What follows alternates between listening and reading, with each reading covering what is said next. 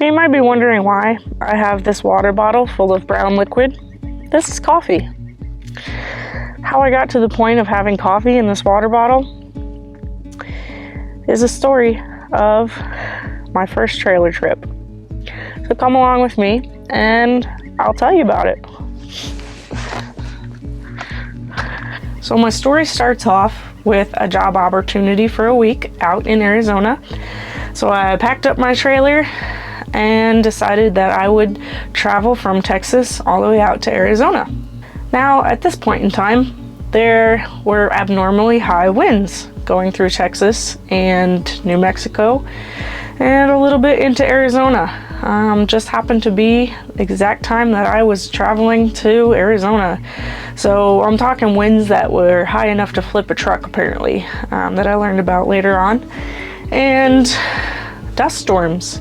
So I had never driven through a dust storm before, to the point where you can't even see the car in front of you. The winds were so high that my little truck was giving it all she got. I was getting 5 miles to a gallon. My RPMs were staying at 4 the whole entire time. I had to stop for gas every couple hours. I was going through some pretty remote areas of Texas and New Mexico, so gas stations were few and far between. There were a few times where I was almost on E or on E by the time I got to the next gas station. So as you can imagine, after hours of driving in very high winds and stressful situations of possibly not having the gas I needed to get to where I was going, I opened up my trailer and found out that it was not dust storm proof. There was a layer of dirt all over everything. My bed, my counters, the walls, the doors. I went to open up the vents and realized that the handles were no longer black because they were covered in so much dirt. All I wanted to do was be able to go to sleep, but I had to wipe everything down, shake out as much of that dirt as I could, and settle in for the night. I was definitely not in the mood to film how bad the dirt was yesterday, but here is my handle where I tried to wipe a lot of it off and it just turned to mud. And I wasn't able to put the catches on my drawers yet, so during that dust storm, pretty much all my drawers opened up, and so all the stuff in the drawers also got a layer of dirt on them. My bed was just covered in dirt, my pillows. There's still a lot of dirt right back here and underneath my bed. Because it's so windy, I was not able to clean it all up. And so when I got here, everything was dirty again because I just couldn't get all the dirt out yesterday. But that view out my window is just absolutely gorgeous. So the next part of my trip went fairly smoothly. Still had some high winds, but I was able to get to where I needed to be and set up my trailer and just kind of get settled in for the week. The temperatures weren't terrible. I had access to some electrical, so I was able to run some extra fans and a heater at night if I needed it. So that worked out pretty well.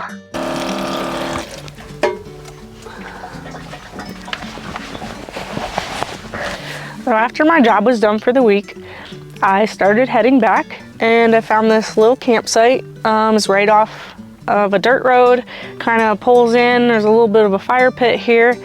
But the first thing I had to do when I got here was clean up all the garbage that was around. Somebody had decided that this was a great place to just dump all their crap. So the first thing I had to do to make it a little bit nicer was to clean up all the garbage. So like a lot of y'all, I love coffee. So the whole time that I was picturing life on the road in my trailer, that I was gonna be able to wake up in the morning in a nice nature setting and use my Coleman to warm up some water and put it into my French press and just have a wonderful cup of coffee. That did not happen because apparently I forgot to pack my French press. I don't know how that happened. I swear that was one of the first things that I put in this trailer, but it's not here. So I attempted to make coffee by heating up some water and putting the grounds right in my cup. I thought, you know, if you wait long enough, the grounds will go to the bottom, right? Wrong. tried to take a sip and it was grind, so that did not work out. So I had some instant iced coffee that I put in this warm bottle of water. I do have a way to make ice cubes. So that brings me to my next part of the story, which is the fact that apparently my charge controller wasn't functioning properly yesterday, and it was saying that my battery was running really low, which I don't think was actually the problem, because I was just driving in full sun all day, not using a lot of appliances, using the same appliances I've been using for the last week and a half, but it was saying that my battery was low, so that caused my fridge to stop working very well. So to try and conserve power overnight, and I thought might help the problem, I turned my fridge off overnight, thinking that, you know, I have a little freezer in here, that anything that was frozen in here would just kind of stay frozen. It's a fridge, it's insulated. I had a bottle of milk and a bottle of creamer on the door. I woke up the next morning to try to put some creamer in my bottle of coffee, and it was bad. I then went to my bottle of milk. It looked like yogurt. So now not only did I not have my nice warm cup of coffee in the morning, but my milk was also spoiled. Now I love my Dometic toilet here. It's great. I love the fact that you can flush it with some water, you fill the top up with water, and then you pressurize it with a little lever right back here, and then you push this button and it'll actually like flush for you.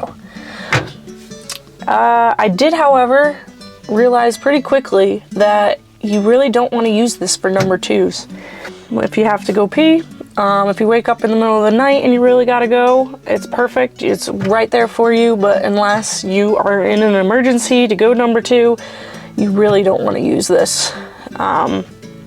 Unless you're cleaning it like every day, which is probably not something you want to do either. So I tell you all these things, not to scare you away from trailer life, but to shed some light on what it's really like to start out as a trailer lifer. I have this picture, of course, of all the YouTubers who started out in their van life and their trailer life, and it just looks so great. You know, you have these pictures in your head of how wonderful your campsite's gonna be, or how great that coffee in the morning is gonna taste, or the great locations you're gonna be in. You picture everything going right. It's just not like that all the time. I'm sure as I go, it'll get better.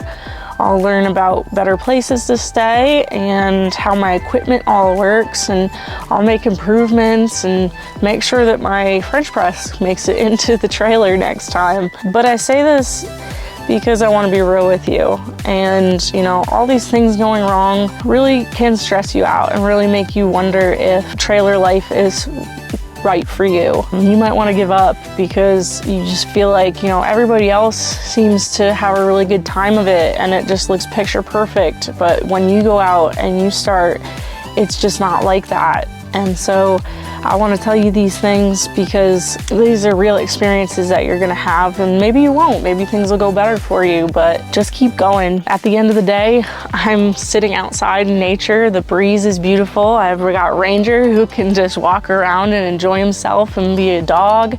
I'm more happy here sitting outside in nature than I would be anywhere else. So get out there, make your mistakes, get through them, have awesome adventures, and just keep going, even if your coffee is in a water bottle.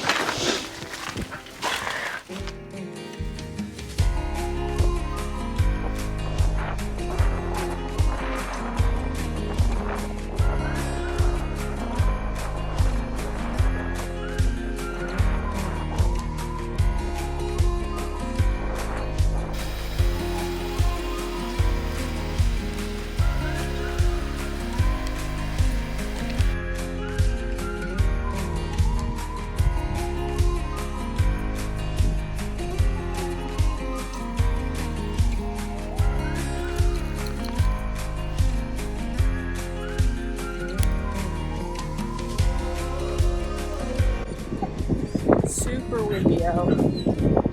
Ranger wants to play with his frisbee.